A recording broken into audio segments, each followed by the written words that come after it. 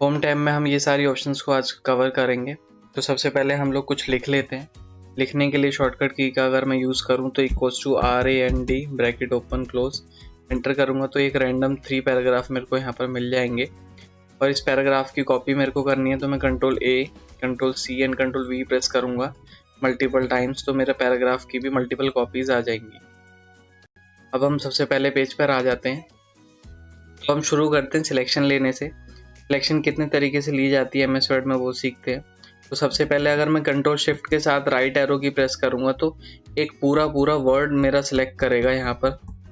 अगर मैं खाली शिफ्ट के साथ सिलेक्शन लूँगा तो एक पर्टिकुलर लेटर से मेरी सिलेक्शन को शुरू करेगा ये। अगर मैं Ctrl+A प्रेस करूँगा तो पूरा होल टेक्स्ट जितना भी लिखा होगा मैंने वो सब का सब सिलेक्ट हो जाएगा। उसके बाद एक अल्टीमेट शॉर्टकट की और है इसमें, अगर आप सिर्फ और सिर्फ F8 प्रेस करेंगे मल्टीपल टाइम्स तो भी मेरी सिलेक्शन बन जाएगी। तो F8 एक नई शॉर्टकट की है सिलेक्शन बनाने की। अगर यहाँ से शुरू करते हैं, इसको बोलते हैं हम लोग फॉन्ट स्टाइल। फॉन्ट स्टाइल का मतलब आप ऐसे समझ सकते हो कि हम लोग अपनी अलग अलग एक वे ऑफ राइटिंग में लिखते हैं, अलग अलग स्टाइल में लिखते हैं। मेरी राइटिंग हो सकता है अलग होगी आपसे, आपकी राइटिंग अलग होगी किसी और से। तो ऐसे ही कंप्यूटर में भी बहुत सारे स्टाइल्स अवेलेबल हैं जिसमें कि आप लिख सकते हो। तो मैं यहाँ चला जाता हूँ। यहाँ जाने के बाद आप यहाँ पर देख रहे हो, यहाँ पर वेरियस नंबर ऑफ स्टाइल्स हैं। तो जो भी आपको अपने वर्क के अकॉर्डिंग अच्छा लगे, सुटेबल लगे, वो आप यहाँ से स्टाइल ले सकते हो। वैसे बाय डिफ़ॉल्ट स्टाइल तो कैलिबरी आता है, पर आप अपने अकॉर्डिंगली अपने स्टाइल को चेंज कर सकते हो। अगर मैं इसकी शॉर्टकट की बात करूं तो Ctrl+Shift+F जैसे ही आप प्रेस करेंगे तो एक डायलॉग बॉक्स खुलेगा। यहाँ पर पूरे राइटिंग के जितने भी फॉन्ट हैं यहाँ पर अवेलेबल हैं। तो आपको जो स्टाइल पसंद हो उसको करके आप ओके करोगे, वो स्टाइल यहाँ पर लग जाएगा। फिर उसके बाद आते हैं हम लोग के अंदर, इसको फॉन्ट साइज़ बोलते हैं। फॉन्ट साइज़ आप ऐसे समझ सकते हो कि फॉन्ट आपको कितना छोटा और कितना बड़ा चाहिए, आप यहाँ से उसको चेंज कर सकते हो। तो जैसे मैंने 72 ले लिया, 72 इसमें मैक्सिमम है और 8 मिनिमम है। इसके बाद भी आप इसके 72 के बाद भी बढ़ा सकते हो, पर उसके लिए आपको शॉर्टकट की का यूज़ करना पड़ेगा, वो है Ctrl+Shift+P। तो जैसे ही मैं Ctrl+Shift+P करूँगा, यहाँ पर सिलेक्शन ले लेते हैं एक बार पहले, Ctrl+Shift+P 102 एंटर। तो यहाँ पर मेरा वो साइज़ सेट हो गया है। पर इतने बड़े साइज़ का हमें करना ही क्या है, तो इसको पहले जैसा कर देते हैं Ctrl+Z दबाकर। फिर उसके बाद ये दो ऑप्शन है, ये दोनों भी कहीं ना कहीं फॉन्ट के साइज़ से जुड़ी हुई हैं। इसको बोलते हैं हम लोग ग्रो फॉन्ट और इसको बोलते हैं हम लोग श्रिंक फॉन्ट। श्रिंक का मतलब होता है सिकुड़ना या छोटा करना, ग्रो का मतलब होता है बड़ा करना। तो जैसे इनका नाम है वैसे ही इनका काम है।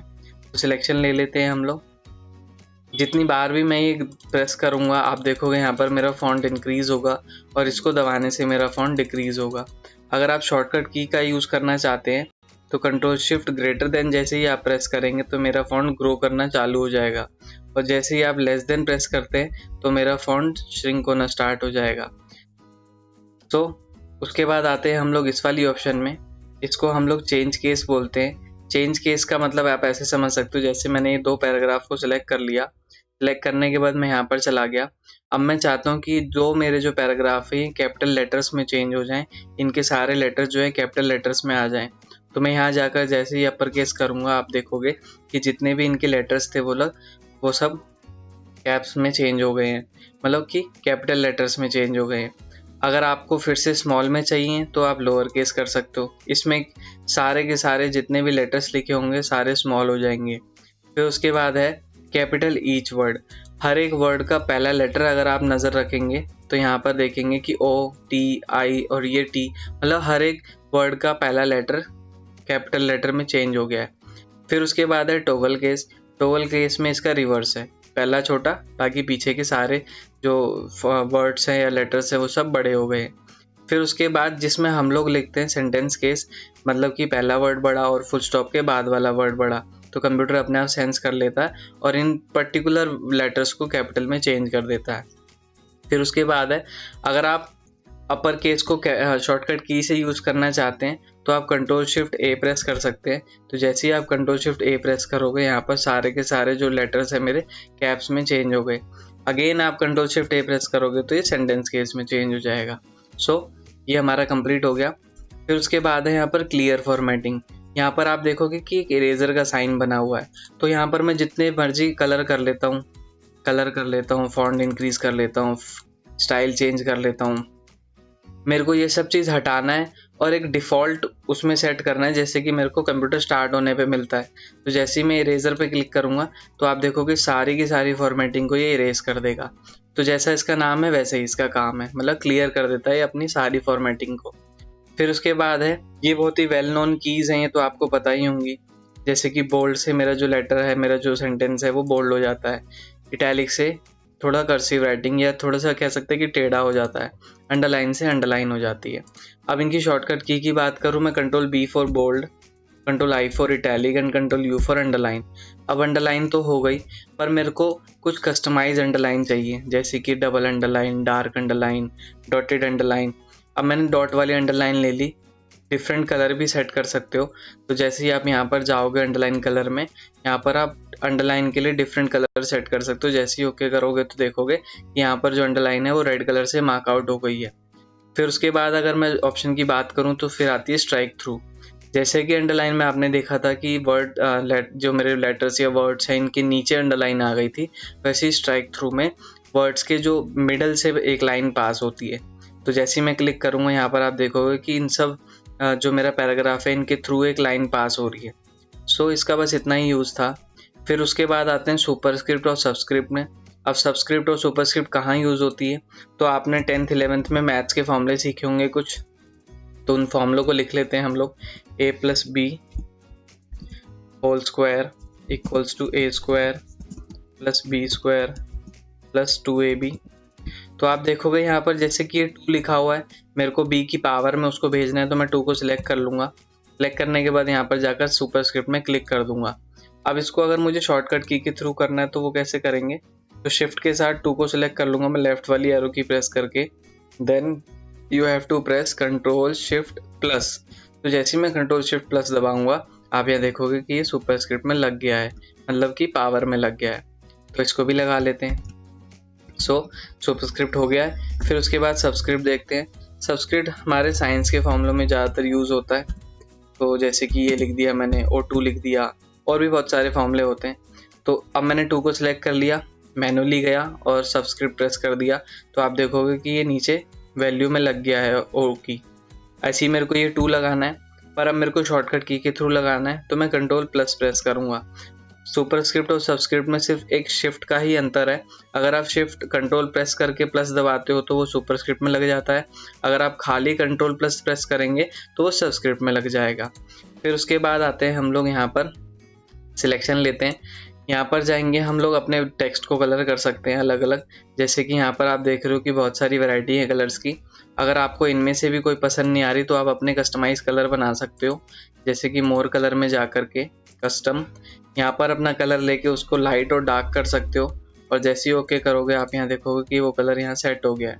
अगर आपको इससे भी मज़ा नहीं आ रहा है तो आप यहाँ पर ग्रेडियंट भी बना सकते हो, उस कलर की लाइट और डार्क वेरिएशंस भी बना सकते हो। नहीं तो आप अपनी मर्जी से भी कलर बना सकते हो। मोर ग्रेडियंट में जा कर के हम यहाँ पर ले सकते हैं ग्रेडियंट फिल। ग्रेडियंट फिल में यहाँ जा कर के आप प्रीसेट कलर्स लेंगे, कोई भी कलर जो आपको पसंद हो, और बस ओके। तो आप यहाँ देखोगे कि यहाँ पर पहले से जो कंप्यूटर ने प्रीसेट कलर बना रखा है वो यहाँ पर लग चुका है। फिर उसके बाद है मेरी ये इंपॉर्टेंट लाइन है, मैंने इसको जा करके यहाँ पर हाईलाइट कर दिया, जिससे कि कल को ये लाइन मेरे को अलग से ही पूरे पेजेस में बीचों बीच दिखाई देगी।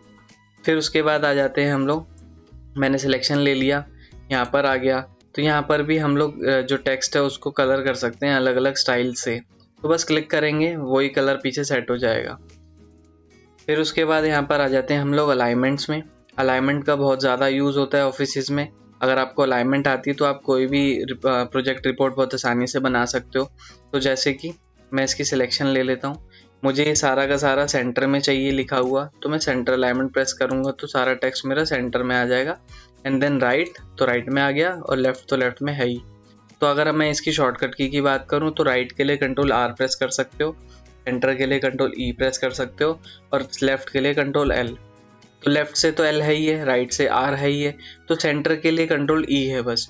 सेंटर के लिए कंट्रोल C इसलिए नहीं रखी क्योंकि वो कॉपी के लिए रजिस्टर्ड थी। सो ये भी क्लियर हो गया।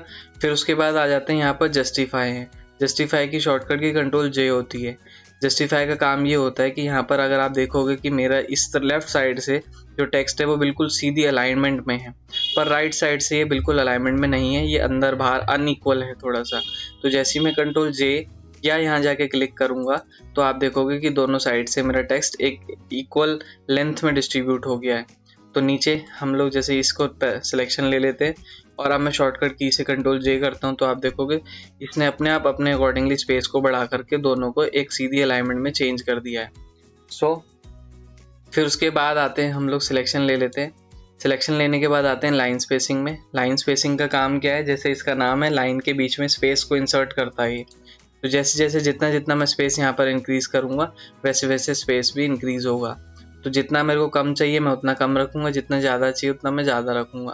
तो जैसे मैंने इतना स्पेस ले लिया, पर मेरे पैराग्राफ के बीच में भी स्पेस है तो मैं जैसे रिमूव स्पेस कर दूँगा तो पैराग्राफ के बीच में भी स्पेस कम हो जाएगा।